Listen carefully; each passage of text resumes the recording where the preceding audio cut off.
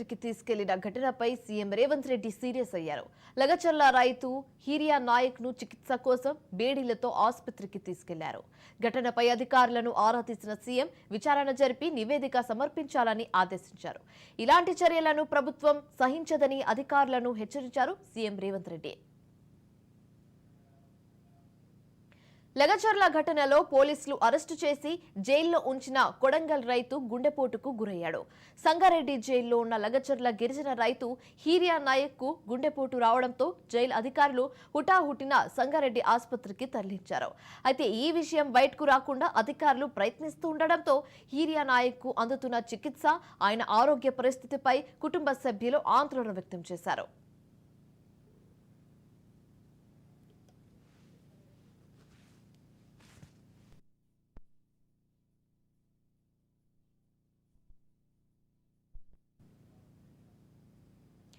రైతులపై పోలీసులు కర్కశంగా వ్యవహరించారని మండిపడ్డారు బీఆర్ఎస్ వర్కింగ్ ప్రెసిడెంట్ కేటీఆర్. జైల్లో రైతు హీరియా నాయక్ గుండెపోటు వచ్చిందని, ఆ విషయాన్ని గోప్యంగా ఉంచారని ఫైర్ అయ్యారు కేటీఆర్.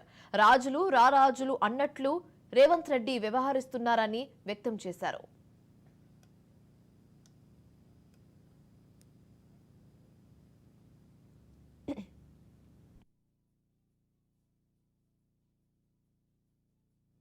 హీరియా నాయక్ ఆయనకు గుండెలో నొప్పి వచ్చింది సంగారెడ్డి జైల్లో.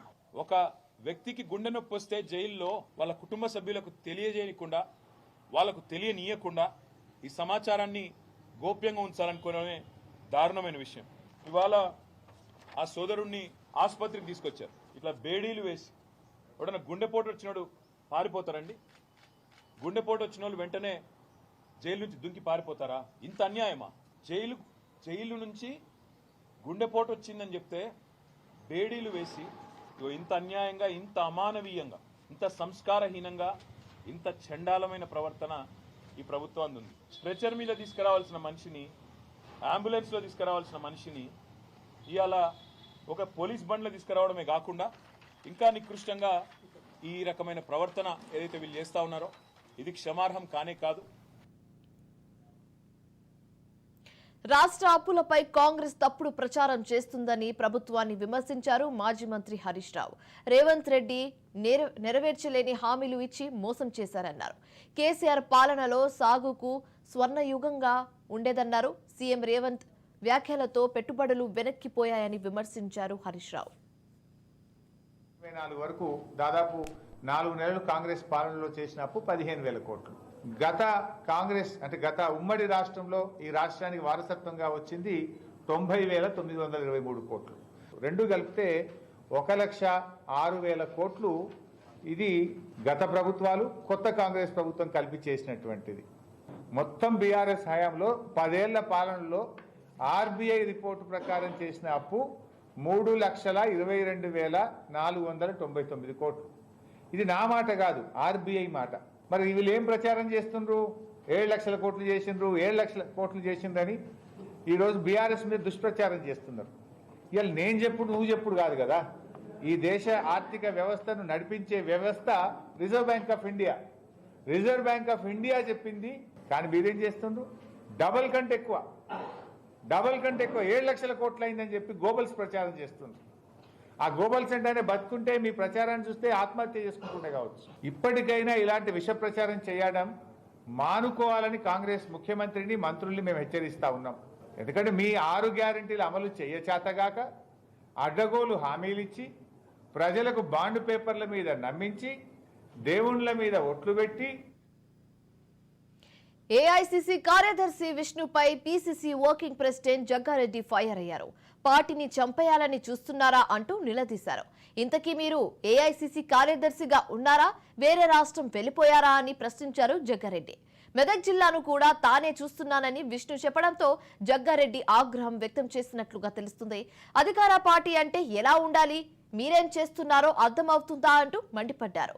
కొత్త వారికి పదవులు సిఫారసు చేస్తున్నారు, వారు ఫైనల్ అయ్యే వరకు తమకు తెలియడం లేదని అసహనం వ్యక్తం చేశారు జగ్గారెడ్డి.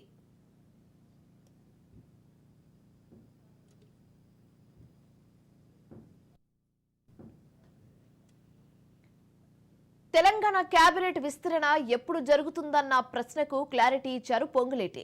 ఈ నెల 31 లోపు మంత్రివర్గ విస్తరణ ఉంటుందని మీడియా చిట్చాట్లు తెలిపారు. ఇప్పటికే సీఎం రేవంత్ రెడ్డి ఢిల్లీలో పర్యటిస్తున్నారని చెప్పారు. ఏఐసీసీ పెద్దలతో భేటీ కానున్నారు. కేబినెట్ విస్తరణపై అధిష్టానంతో రేవంత్ రెడ్డి చర్చించే అవకాశాలున్నాయి. ఈ క్రమంలో మంత్రి పొంగులేటి చేసిన కామెంట్స్ కేబినెట్ విస్తరణపై మరింత ఆసక్తి రేపుతుంది. తెలంగాణలో ఆహార భద్రతపై అధికారులతో మంత్రి సీతక్క సమీక్ష సమావేశం నిర్వహించారు. ఫుడ్ కార్పొరేషన్ పనితీరుపై మంత్రి అసంతృప్తి వ్యక్తం చేశారు. అధికారులు సొంత నిర్ణయాలు తీసుకోవడం పట్ల ఆగ్రహం వ్యక్తం చేశారు. టెండర్లు లేకుండా నామినేషన్ పద్ధతిలో పనులు కేటాయించడం ఏంటని ఫైర్ అయ్యారు. అలాగే అధికారులంతా పారదర్శకంగా వ్యవహరించాలని ఆదేశాలిచ్చారు. కారుణ్య నియామకాలు పదోన్నతులతో నిబంధనల ఉల్లంఘన జరగడం పట్ల సీరియస్ అయ్యారు.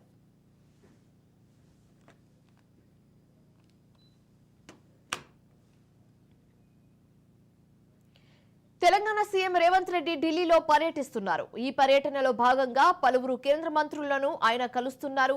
ఈ నేపథ్యంలోనే కేంద్ర మంత్రి కిషన్ రెడ్డితో రేవంత్ రెడ్డి భేటీ అయ్యారు. ఈ భేటీలో రేవంత్ రెడ్డితో పాటు తెలంగాణ కాంగ్రెస్ ఎంపీలు కూడా పాల్గొన్నారు. రేవంత్ రెడ్డి సీఎం అయ్యాక కిషన్ రెడ్డితో తొలిసారిగా అధికారికంగా సమావేశమయ్యారు. ఈ సందర్భంగా కేంద్ర మంత్రి సీఎంకు శాల్వ కప్పి సత్కరించారు. అనంతరం ఇరువురి మధ్య రాష్ట్రంలోని పలు అంశాలపై చర్చలు జరిగాయి.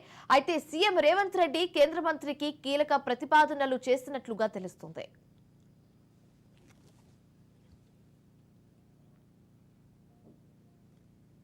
తెలంగాణ ప్రభుత్వం కీలక నిర్ణయం తీసుకుంది. మహిళా సంఘం సభ్యులకు యూనిఫామ్ చీరలను పంపిణీ చేయడానికి డిసైడ్ అయింది. ఉచితంగా ఇవ్వాలని నిర్ణయం తీసుకుంది. తెలంగాణ చరిత్రలోనే మొదటిసారిగా యూనిఫామ్ చీరలు అందించనుంది ప్రభుత్వం. 63 లక్షల మందికి యూనిఫామ్ చీరలు ఇవ్వనుంది. అయితే సీఎం రేవంత్ రెడ్డి సమక్షంలో త్వరలో యూనిఫామ్ చీరలను ప్రభుత్వం ఫైనలైజ్ చేయనుంది.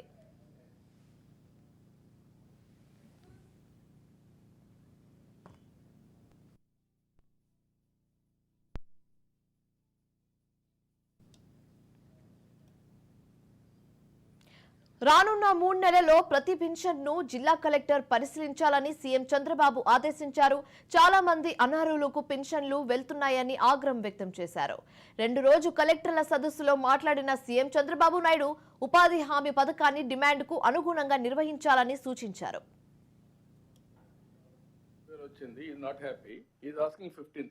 ఇది హ్యూమన్ సైకాలజీ. బట్ మన ఉద్దేశం ఏంటంటే కంట్రీలో ఎక్కడ ఇవ్వలేదు 15,000, ఎక్కడా ఇవ్వలేదు. ఏ అకేషన్ లో కూడా ఇవ్వలేదు. మంత్కి 6,000 కూడా లేదు. 2,000, 1,500, 1,000, 750. హైయెస్ట్ వచ్చి మన తర్వాత 2,250. ఫిజికల్లీ డిజేబుల్డ్ కావచ్చు, లేకపోతే మొత్తం పర్మనెంట్ గా మంచం మీద ఉండొచ్చు. కానీ వాళ్ళు ఇచ్చేదంతా కూడా 700, 800, 1,000 రూపాయలు ఇస్తున్నాం. మనం ఒక హ్యూమన్ యాంగిల్ జోడించాం. ఆ హ్యూమన్ యాంగిల్ ఇచ్చినప్పుడు ఎగ్జాక్ట్ గా ఆ డిజేబుల్డ్ కూడా మేనేజ్ చేసి సర్టిఫికేట్స్ ఇప్పించేస్తున్నారు. అది తప్పు. డిజేబుల్డ్ అంటే వాళ్ళు పని చేయలేక ఇంకొక అటెండెంట్ 24 గంటలు వాళ్ళకు ఉంటారు. ఆ హ్యూమన్ ట్రాజడీ ఇవ్వాలి అని 15,000 చేశాం. ఆ 15,000 చేసిన తర్వాత అలాంటి వాళ్ళు కాకుండా రాంగ్ ఎగ్జాంపుల్స్ కనపడే కొందికి ప్రాబ్లం ఉంది. రెండోది ఫిజికలీ హ్యాండిక్యాప్డ్ పేరుతో ఫిజికలీ హ్యాండిక్యాప్డ్ కాని వాళ్ళు తీసుకుంటున్నారు. ఇప్పుడు 5% మీరు చెప్పినట్లు అవి కూడా ఉన్నాయి. ఇప్పుడు దీంట్లో డమ్ అండ్ డఫ్ నాకు వినపడదు, అది ఎవరు ప్రూవ్ చేయలేరు. They are all. రాజమండ్రి నుంచి ఢిల్లీకి నేరుగా విమాన సర్వీసులు ప్రారంభమయ్యాయి. ఇవాళ ఢిల్లీ నుంచి బయలుదేరిన ఇండిగో విమానం రాజమండ్రి విమానాశ్రయంలో ల్యాండ్ అయితే ఈ విమానంలో కేంద్ర మంత్రి రామ్మోహన్ నాయుడు, ఎంపీలు పురంధేశ్వరి, ఉదయ్ శ్రీనివాస్ రాజమండ్రి చేరుకున్నారు. ల్యాండ్ అయిన విమానానికి ఎయిర్పోర్ట్ సిబ్బంది వాటర్ కనెక్షన్తో స్వాగతం పలికారు. ప్రధాన నగరాలతో రాజమండ్రి అనుసంధానమైనట్లుగా కేంద్ర మంత్రి రామ్మోహన్ నాయుడు చెప్పారు. ఇకపై మరిన్ని విమానాలు ఇక్కడి నుంచి రాకపోకలు సాగిస్తాయని వెల్లడించారు. భవిష్యత్తులో ఇక్కడి నుంచి తిరుపతి, షిరిడి, అయోధ్య తదితర ప్రాంతాలకు విమాన సర్వీసులు అందుబాటులోకి వస్తాయని చెప్పారు. అయితే ఇక ఢిల్లీ నుంచి ప్రతిరోజు రాజమండ్రికి నాన్ స్టాప్ విమాన సర్వీసులు అందుబాటులోకి ఉంటాయని ఇండిగో కూడా ప్రకటించింది. అంటే రాజమహేంద్రవరం ఇప్పుడు మనకి దేశ రాజధాని ఢిల్లీతో కనెక్ట్ అయింది, ఆర్థిక రాజధాని ముంబైతో కనెక్ట్ అయింది, ఆల్రెడీ బెంగళూరుతో, చెన్నైతో, హైదరాబాద్తో కనెక్ట్ అయి ఉన్నాయి. అంటే దేశంలో ఉన్నటువంటి ప్రధాన నగరాలతో ఇప్పుడు రాజమండ్రి కనెక్ట్ అయి ఉంది. ఈ రోజు చూస్తున్నారు ఉభయ గోదావరి జిల్లాల నుంచి కూడా, ఉమ్మడి ఉభయ గోదావరి జిల్లాల నుంచి నాయకులందరూ కూడా వచ్చారనంటే వాళ్ళందరికీ కూడా ఇది చాలా ముఖ్యమైనటువంటి ఎయిర్పోర్ట్. ఇది కేవలం రాజమండ్రి సిటీకి సంబంధించినటువంటిదే కాదు, చుట్టుపక్కల ఉన్నటువంటి ప్రాంతాలకి ఎంతో మంది వినియోగిస్తున్నటువంటి ఎయిర్పోర్ట్. ఈరోజు ఢిల్లీకి కనెక్ట్ చేశామనంటే అమెరికా వెళ్లాల్సినటువంటి వారు ఇక్కడ 30 నిమిషాలు కానీ గంట దూరంలో ఏ మారుమూల గ్రామంలో ఉన్నటువంటి వారు ఇంకా విశాఖపట్నము విజయవాడ వెళ్ళక్కర్లేదు. మన రాజమండ్రి ఎయిర్పోర్ట్ వచ్చి రాజమండ్రి నుంచి అవసరమైతే ఢిల్లీకి కానీ ముంబైకి కానీ వెళ్ళి అక్కడ నుంచే నేరుగా ఇంటర్నేషనల్ ఫ్లైట్స్ తీసుకునే సౌకర్యం ఈ 2 ఫ్లైట్లు కూడా కల్పిస్తుంది అనేది గమనించాలి. దానితో పాటు గతంలో రాజమండ్రి ఎయిర్పోర్ట్లో ఉన్నటువంటి ఫ్లైట్ అన్నదాతకు అండగా వైఎస్ఆర్ కాంగ్రెస్ పార్టీ ఎన్నో కార్యక్రమాలకు శ్రీకారం చుట్టిందన్నారు మాజీ మంత్రి విడుదల రజని. నరసరావుపేటలో ఈ పోస్టర్ను మాజీ మంత్రి విడుదల చేశారు. అయితే కూటమి ప్రభుత్వం ఇచ్చిన హామీలు ఎంత మాత్రం అమలు చేశారో ప్రశ్నిస్తామన్నారు. కూటమి ప్రభుత్వం ఎన్నికల ముందు ఒక మాట, ఎన్నికల తర్వాత ఒక మాటలా ఉంటుందని మండిపడ్డారు. రైతులకు వైసీపీ అన్ని రకాలుగా అండగా ఉంటుందని విడుదల రజని అన్నారు. డిస్ట్రిక్ట్ ప్రెసిడెంట్ పిన్నెల రామకృష్ణారెడ్డి అన్న ఇప్పుడే రేపటి యొక్క కార్యాచరణ గురించి వారి యొక్క మాటల్లో వివరించడం జరిగింది. మరి మన పల్నాడు జిల్లాలో కూడా రేపు 10 గంటలకు కలెక్టరేట్కి వెళ్ళి ఇక్కడ ఉన్నటువంటి డిస్ట్రిక్ట్లోని అందరూ ఇన్ఛార్జెస్ కూడా మరి రిప్రజెంటేషన్ని ఇక్కడ ఉన్నటువంటి మన పల్నాడు ప్రాంత రైతులకు అండగా నిలబడతామనేటువంటి ఒక భరోసాని ఇవ్వటం అనేది జరుగుతూ ఉంది. మరి ఈ రోజున చూస్తే ఏదైతే మోసపు హామీలు చెప్పి, అబద్ధపు హామీలు చెప్పి ఏదైతే అధికారంలోకి వచ్చి తమ పార్టీ నేత ప్రేమ్ కుమార్ ను అక్రమంగా అరెస్టు చేశారని మండిపడ్డారు అంబటి రాంబాబు. ప్రేమ్ కుమార్ అరెస్టుపై ఎలాంటి సమాచారం ఇవ్వలేదని, రాష్ట్రంలో భారత రాజ్యాంగం అమలు కావడం లేదని, రెడ్ బుక్ రాజ్యాంగంతో వైసీపీ నేతలను వేధిస్తున్నారని ధ్వజమెత్తారు. పోలీసులు రౌడీలా వ్యవహరిస్తున్నారని, ఈ వ్యవహారాలపై తాము న్యాయస్థానాన్ని ఆశ్రయిస్తామని అంబటి రాంబాబు చెప్పుకొచ్చారు. ఆయన్ని తెల్లారగట్ట 3 గంటలకు వచ్చి తలుపులు కొట్టి లోపలికి వెళ్ళి కుటుంబ సభ్యులను నెట్టేసి తీసుకెళ్ళటం అంటే ఏమిటి దారుణం నాకు అర్థం కాదు. అతను ఏం నేరస్తూ నాకు తెలియలేదు. వైఎస్ఆర్ కాంగ్రెస్ పార్టీలో యాక్టివ్గా ఉంటాం నేరస్తామా, వాళ్ళు పోలీసులా లేకపోతే ఎవరా అనేది అర్థం కాదు. దాని మీద హెబియస్ కార్పస్ కూడా మేము మూవ్ చేస్తున్నాం హైకోర్టులో, బహుశా మూవ్ అయి ఉంటుంది. ఒక మనిషిని తీసుకువెళ్తున్నారు అంటే. సూర్యాపేట జిల్లా రావిపహాడ్లో రైతులు పోరుబాట పట్టారు. ఇథనాల్ కంపెనీ ఏర్పాటుకు వ్యతిరేకంగా ఆందోళన చేపట్టారు. ఫ్యాక్టరీ గేట్ ఎదుట భారీ నిరసన తెలిపారు. ఈ నిరసనలో ఇల్లందు మాజీ ఎమ్మెల్యే నర్సయ్య పాల్గొన్నారు. రైతులకు మద్దతు తెలిపారు. ప్రజా అభిప్రాయ సేకరణ లేకుండా అనుమతులు కూడా లేని కంపెనీని ఎలా ఏర్పాటు చేస్తారంటూ నిప్పులు చెరిగారు. ఇప్పటికైనా నిర్మాణ పనులు వెంటనే నిలిపివేయాలంటూ డిమాండ్ చేశారు. వెనక్కి తగ్గకపోతే ఆందోళనను మరింత ఉధృతం చేస్తామని హెచ్చరించారు. ఇథనాల్ ఫ్యాక్టరీ అనేటువంటిది ప్రజా అభిప్రాయ సేకరణ లేకుండా దొడ్డిదారుల్లో అనుమతులు తెచ్చుకొని నడుపుతా ఉన్నారు. ఈ ఫ్యాక్టరీ కనుక నడిస్తే చుట్టూ 10 కిలోమీటర్ల ప్రజలు దరిదాపుగా 15,000 మంది జనం ప్రాణాలతో చెలగటమాడుకునే పరిస్థితులు ఏర్పడతాయి. భూమి కాలుష్యం అవుతుంది, నీరు కాలుష్యం అవుతుంది, వాయు కాలుష్యం అవుతుంది. అదేవిధంగా మాజీ మంత్రి జగదీశ్వర్ రెడ్డి ఈ గతంలో ఈ బీఆర్ఎస్ ఎమ్మెల్యే బొల్ల మల్లయ్య సహకారంతో ఇక్కడ ఈ ఫ్యాక్టరీ నిర్మాణం చేశారు. కాబట్టి ప్రజల ప్రాణాలతో చెలగటమాడుతున్న ఈ ఫ్యాక్టరీని ఇప్పుడున్న ప్రభుత్వం స్పందించి వెంటనే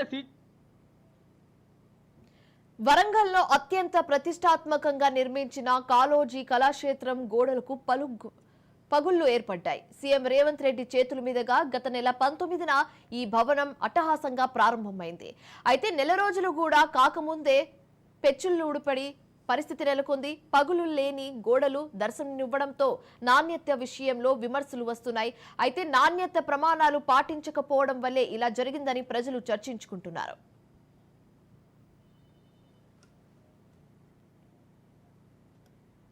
నటుడు మోహన్ బాబు ఆసుపత్రి నుంచి డిశ్చార్జ్ అయ్యారు. ఆయన ఇంటి వద్ద జరిగిన గొడవ అనంతరం మోహన్ బాబు అస్వస్థతకు గురయ్యారు. దీంతో కాంటినెంటల్ ఆసుపత్రిలో చేరారు. 2 రోజులు చికిత్స తర్వాత మోహన్ బాబు ఇవాళ డిశ్చార్జ్ అయినట్లుగా తెలుస్తుంది. అయితే 2 రోజుల పాటు రెస్ట్ తీసుకోవాలని వైద్య అధికారులు సూచించారు.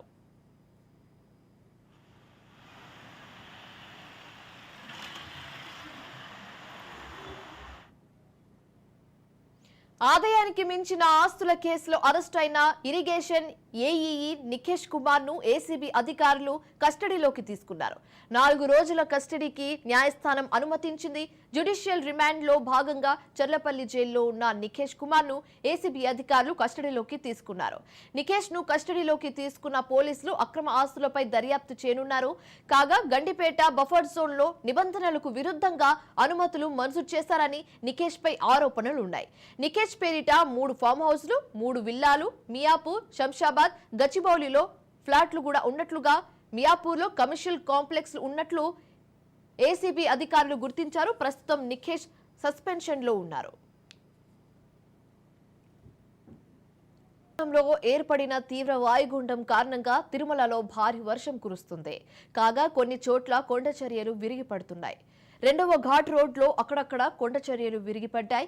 కొన్ని ప్రాంతాల్లో భారీ వృక్షాలు సైతం నేలకొరిగాయి. ఈ నేపథ్యంలో టీటీడీ అప్రమత్తమైంది. డిజాస్టర్ మేనేజ్మెంట్ ప్రత్యేక చర్యలు చేపట్టి రోడ్లపై పడ్డ వృక్షాలను, కొండ చర్యలను తొలగించారు. అయితే భారీ బండరాయి రోడ్డుపై ఉండడంతో కాసేపు ఘాట్ రోడ్లో ట్రాఫిక్ జామ్ అయినట్లుగా తెలుస్తుంది.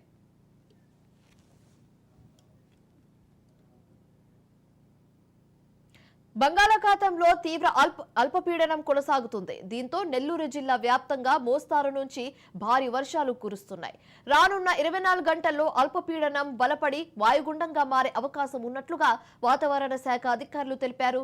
శ్రీలంక, తమిళనాడు తీరం దిశగా వస్తుందని అంచనా వేస్తున్నారు. ఈ నేపథ్యంలో 3-4 రోజుల్లో జిల్లా వ్యాప్తంగా విస్తారంగా వర్షాలు ఉంటాయని వాతావరణ శాఖ అధికారులు తెలిపారు.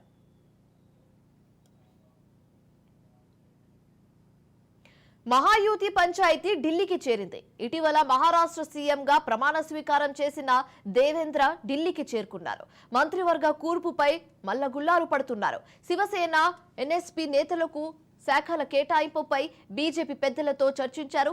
ఇప్పటికే డిప్యూటీ సీఎం అజిత్ పవార్ హస్తినాలో మకాం వేయగా డిప్యూటీ సీఎంగా కొనసాగడానికి అంగీకరించిన మాజీ సీఎం ఏక్నాథ్ షిండే మాత్రం ఢిల్లీలో కనిపించడం లేదు. బీజేపీ నుంచి 20 మంది, శివసేన నుంచి 12 మంది, ఎన్ఎస్పీ నుంచి 10 మంది మంత్రులుగా ఉండే అవకాశం కనిపిస్తుంది. ఇక ఏక్నాథ్ షిండే మహారాష్ట్ర మంత్రివర్గ కూర్పుకు హాజరు కాకపోవడం ఇప్పుడు హాట్ టాపిక్ గా మారింది. రానున్న అసెంబ్లీ ఎన్నికల్లో ఆమ్ ఆద్మీ పార్టీని తిరిగి గెలిపిస్తే 18 ఏళ్లు పైబడిన ప్రతి మహిళకు నెలకు 2100 ఇస్తామని ఆ పార్టీ అధినేత కేజ్రీవాల్ హామీ ఇచ్చారు. ఢిల్లీ అసెంబ్లీ ఎన్నికలు దగ్గర పడ్డాయి. అయితే ఈ క్రమంలో ఆమ్ ఆద్మీ పార్టీ ఇప్పటికే ఆటో డ్రైవర్లకు 5 హామీలను ఇచ్చింది. తాజాగా మహిళలకు 2100 రూపాయలు ఇస్తామని తెలిపింది. ఈ మొత్తాన్ని నేరుగా మహిళా ఖాతాలో జమ చేస్తామని కూడా తెలిపింది. దేశవ్యాప్తంగా 5 రాష్ట్రాల్లో ఎన్ఐఏ దాడులు. నటి కీర్తి సురేష్ 7 అడుగుల బంధంలోకి అడుగుపెట్టారు. ఆమె స్నేహితుడు, ప్రియుడు యాంటోనీ నటి మోడల్ 3 ముళ్లు వేశారు. గోవాలోని ఓ ప్రముఖ రిసార్ట్లో వీరి వివాహం వేడుకగా జరిగింది. ఇరు కుటుంబాల పెద్దలు, అత్యంత సన్నిహితులు మాత్రమే ఈ పెళ్లికి హాజరైనట్లుగా తెలుస్తుంది. నూతన వధూవరులను ఆశీర్వదించారు. దీనికి సంబంధించిన ఫోటోలను ఆమె ఇన్స్టాగ్రామ్ లో షేర్ చేశారు. ప్రస్తుతం ఈ ఫోటోలు నెట్టింట వైరల్ గా మారాయి. కొత్త జంటకు సినీ ప్రముఖులు అభినందనలు తెలుపుతున్నారు.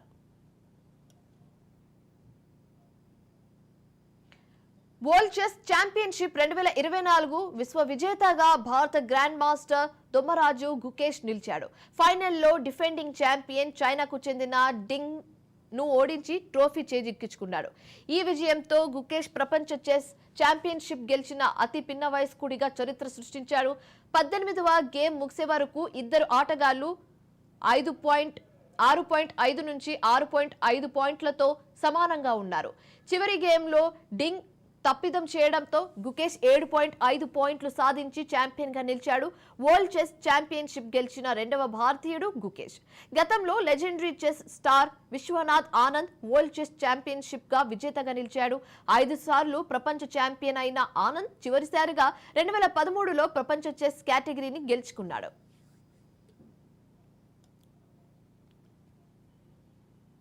దేశీయ స్టాక్ మార్కెట్లు లాభాలకు బ్రేక్ వేశాయి. స్టాక్ మార్కెట్ సూచీలు నష్టాల్లో ముగిశాయి.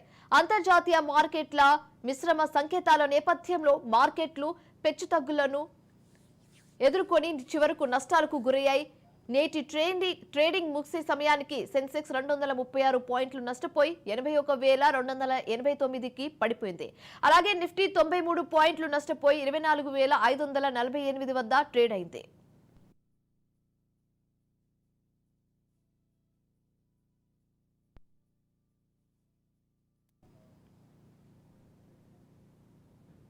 ఇవి ఇప్పుడు వరకున్న updates. Stay tune for more updates.